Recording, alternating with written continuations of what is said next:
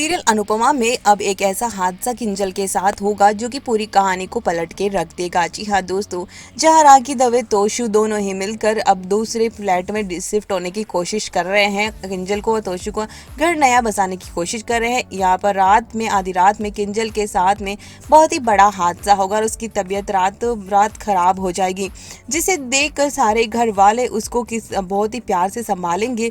और इस तरह से तोशु घबरा जाएगा किंजल की ये हालत देखकर, क्योंकि हमेशा उसके पेट में दर्द होता रहता है। और ऐसा ही कुछ हादसा किंजल के साथ तबीयत बहुत बुरी तरह से आधी रात में खराब हो जाएगी, जहां पर अनुपमा और सभी घर वाले किंजल के लिए आधी रात और पूरी रात जागने वाले हैं। आधी रात को पूरा परिवार किंजल के लिए एक पैर पर खड़ा हो जाता है और इसकी बहुत ही प्यार से केयर करता है।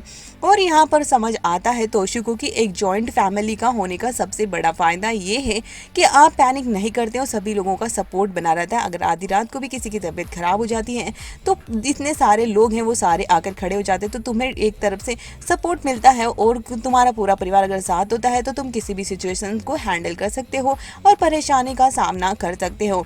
और यहाँ पर देखने को मिलेगा कि किंजल को भी तोशु को भी दोनों को ही एहसास होने वाला है। और किंजल तो वैसे भी नहीं चाहती थी कि अपना घर छोड़कर चले जाए। तो दूसरी तरफ राखी दवे को सुबह जब खबर मिलती है कि किंजल की तबीयत खराब हो गई थी, तो अब यहाँ पर वो कहती है हाँ तो ऐसा खाना खाते और इसका कोई केयर नहीं करता ये वो, और उसे उल्टा सीधा सुनाने को आ जाती है और बहुत ही ज़्यादा पैनिक कर जाती है। तो अनुपमा और फिर यहाँ पर किंजल कहती है कि अगर माँ नहीं होती, मम्मी नहीं होती तो मेरी शायद तबीयत और ज़्यादा ख़राब हो सकती थी, और अगर हम ऐसे अकेले रहेंगे किसी फ्लैट में तो यहाँ पर कुछ भी हो गया तो फिर कौन संभालेगा।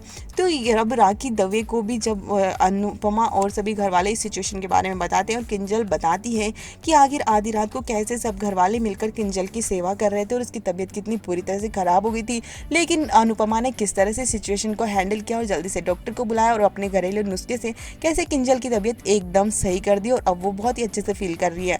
तो यहाँ पर तोशु को भी इस गलती का एहसास होगा कि हाँ पर अलग रहने में प्राइवेसी ज़रूर मिलेगी, लेकिन अगर ऐसी कोई सिचुएशन आ जाती है तो वो अकेले कैसे हैंडल करेगा। और उसकी अक्ल ठिकाने आ जाती है इस हादसे के बाद में, और वो अब यहाँ से घर छोड़कर नहीं जाने का फैसला करता है। और किंजल और तोशु दोनों ही खुश हो जाते हैं। तो वनराज भी खुश हो जाता है कि उसका बेटा अब दूर नहीं जा रहा है।